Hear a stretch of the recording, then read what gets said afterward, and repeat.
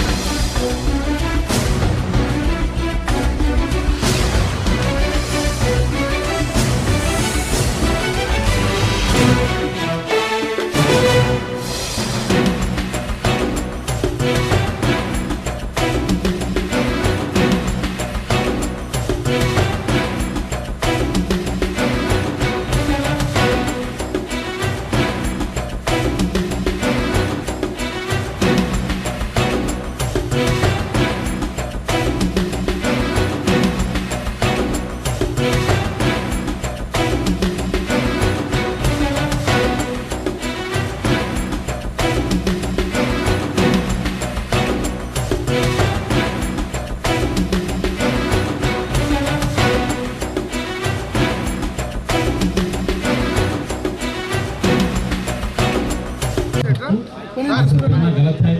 माँ बाप की खिदमत करना, माँ बाप का साथ देना, बोल के साथ किसी का बहुत मेहनत से 90% जो गाड़ियों को ड्राइविंग कर रहे हैं वो पूरा बच्चों को पकड़ के डीसी साहब अपना ऑफिस से मंगा लिया।